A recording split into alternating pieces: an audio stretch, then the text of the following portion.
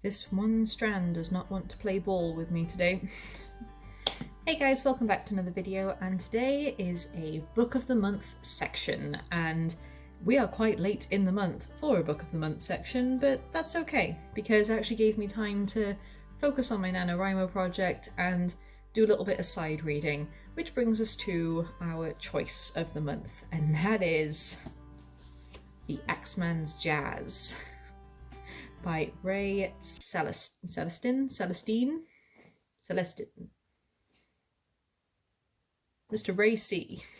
I love this book. It is just so, it's just got all of the things that I look for when it comes to time period murder mysteries. It's got a great mystery, it's got links to real life events, it's got very compelling characters, and it just goes all in on this 1900s New Orleans just epicness. Just linking in to the history and the struggles that people faced at the time from all different backgrounds. And then you have this murder, like these string of murders that actually really happened. And the fact that it even says at the beginning that this story is based on real events. Between 1918 and 1919, the Axemen of New Orleans killed 6 people. The reprint... Seems we have a biker gang outside, guys. We're just going to try and ignore this for a while, okay? Because they've been at it all morning and I need to film, so we're dealing with it. The reprint of the Axeman's letter on pages 4 to 5 and 267 to 268 is a transcription of the original and is not the work of the author. The fact that this guy did his research and included real life facts and moments from the murders just brings this to a whole other level, because now you are feeling some level of threat, some level of, oh god, this really happened, and that just draws you in even more. It also helps that you're following multiple characters. You are following Detective Lieutenant Michael Talbot. That is a mouthful. He is just working so hard to solve this case, but then you have other characters who are just, returning for funerals to visit family, or they have their own past that they're either trying to resolve or run away from. There's reuniting with childhood friends and you're realizing that things just aren't the same as they used to be. It's got all of these great dynamics, and when all of these characters come together to help with these mysteries and this murder, it's just so good. And the fact, unless you've actually done the research, you don't know who's going to be next. It could be random people, it could be our characters themselves who are making themselves targets because they've been in too deep with this. It just keeps you guessing, and it doesn't shy away from any of the language of the time, it doesn't shy away from any of the discrimination, the horrible things that people had to endure, and it's eye-opening. The way it's written covers so many walks of life, but manages to treat them all with this level of respect, and that in itself is such a difficult thing to do, but it is pulled off so well here. It is dark, it is grim, but at the same time there are moments where there's these little beams of light where the characters do have moments together. They can have a laugh, they can try and find some joy and jazziness in everything that's happening around them, but never shying away from the points that shit's going down.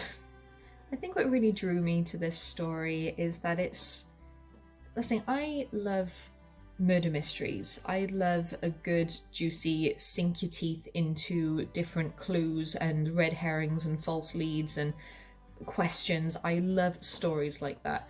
I've read, so James Patterson comes to mind, which is a bit of an obvious one at this point, but I've read so many of his books, and the thing that I found with him is that even though he sets up a good mystery and he sets up a good basis, they are very copy-paste, whereas this book just feels like it went the extra mile. It did the extra research, it just went the extra mile with everything, really, including characters and jumping from different points of view in a smooth way, not like a jumpy, now we're here, now we're there, now who knows what we're doing kind of thing. Even sort of touching upon the killer themselves. And the fact that the identity is such a mystery, it just keeps building on this, you don't know who to trust even while you're reading. And that is such a clever thing to do, that even though everybody is seemingly in the same boat, that everybody seemingly wants the same thing, to catch this killer, to put an end to these murders, to make sure that something like this never happens again, everyone looks like they're all on board with this. But when you start seeing things from the killer's perspective, it brings so many other things into question. So now even when you're reading from person A's point of view or person B's point of view, there's little hints here and there that you're starting to think, wait a minute, are they the killer?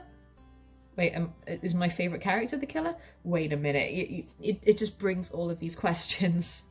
It's a very cleverly designed book.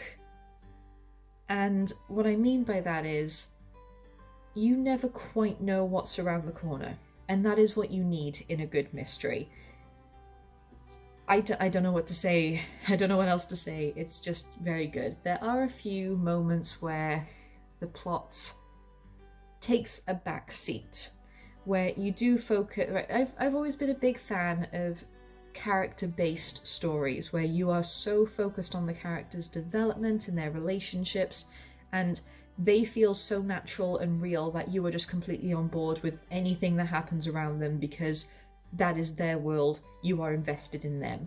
But there are times in here when that can be pushed a little too far, because you spend so much time with these characters and you see so much of their life that you actually start wondering, okay, I've really gotten a good feel for these guys, they're clearly strong characters, they clearly have good relationships with each other, this is what we're doing. When are they actually gonna do something now? And I feel really mean saying that because that makes it sound like I'm going back on everything I said about characters, but I'm really not. It is just having amazing characters and wanting to spend so much time with them is perfect and brilliant, but at the same time, you do want to keep the story moving a little bit faster. That is pretty much my only nitpick, is that sometimes the story does take a back seat and it does take a little bit of time to get back into the swing of things. They're still good characters, it's just that we don't need to see so much of their everyday lives when so many other things should be happening. So yeah, that is my only nitpick with this book. Please give it a go, it is so good. I did not expect to enjoy it as much as I did, and it's just fun. These characters are fun, and you really want to see them succeed, and you want to see them catch this killer, and the way things tie up at the end, I'm not going to give any spoilers, but it is good. It feels like a satisfying ending. It is satisfying, just not always in the way that you expect. So yeah, that is it for my Book of the Month section. It took me a while to get through this one, not because of, negative reasons, simply because of NaNoWriMo and work and everything like that taking up so much of my time. But yes, this is a good one, and I'm so glad I got through it, and it's really worth a read. That is it for Book of the Month for November. I hope you're doing well, I hope you're staying safe, and if you have any book recommendations, please send them my way. I would love to give them a go, and I will see you all in the next video. Goodbye, my scribblers.